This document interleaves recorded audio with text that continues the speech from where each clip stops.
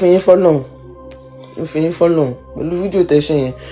ẹ wò ó wọ́n fẹ́ máa forúkọ bàbá mi ṣe jẹunjẹun ni èmi kọ́ ni mo sọ bẹ́ẹ̀. ọmọ Alhaji Taiwo Hassan Ogogo gbajúgbajà òṣèré onítíátà ló sọ bẹ́ẹ̀ lórí TikTok live. That was the video my big daddy saw, and on the group chat where we always have our discussion about daddy's health, I saw my cousin wrote something like,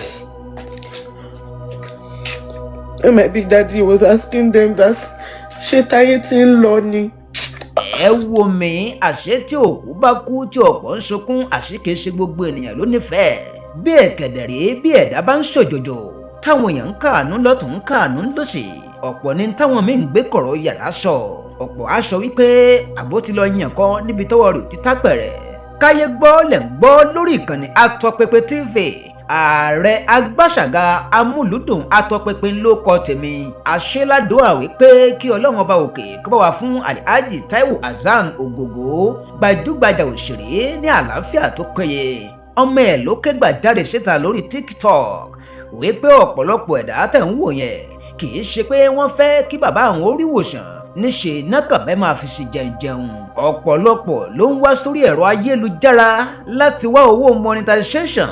ọ̀pọ̀ ń wá káyé patronize ẹ̀ nípa apps tó ń tà. even ọ̀pọ̀lọpọ̀ ni à ń sọ yí pé Ogogo nídìí financial assistance tí wọ́n dẹ̀ ń lọ fọ́kọ bàbá àwọn gba owó.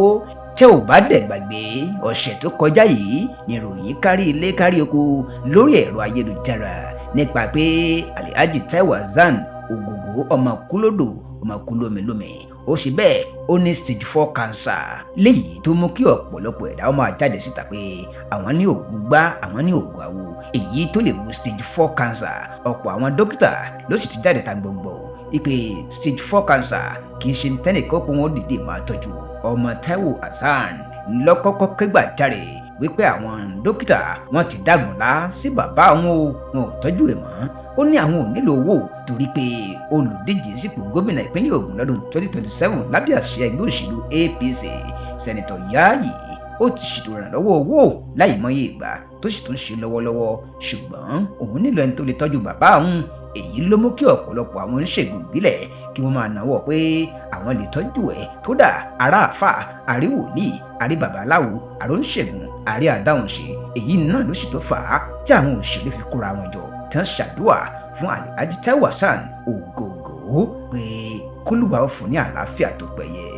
ẹ wò ó wọ́n fẹ́ máa forúkọ bàbá mi ṣe jẹunjẹun ni èmi kọ́ ni mo sọ bẹ́ẹ̀. ọmọ Alhaji Taiwo Hassan Ogogo gbajúgbajà òṣèré onítíátà ló sọ bẹ́ẹ̀ lórí TikTok live. ẹ ṣáà máa lò like almost 6-7 years lórí ààrẹ tá à ń sọ yìí. ọdún méje tí n bá máa bì títí màá máa bí ẹ̀jẹ̀ ni. for good 7 months orí ìjókòó ni mo ti kírun so ẹ̀kọ́ náà máa fọ́ fún mi báyìí. fọdún méje fọdíndín. It was a terrible prayer. kí màmá mi tó kú láyé ọmọ 13 màmá mi bí náà lè ṣekú mẹ́ta lójú ẹ̀mí ẹ̀. 13 mẹ́tàlá bẹ́ẹ̀ ni. wọ́n wá kú mẹ́ta péré. ó kú mẹ́ta.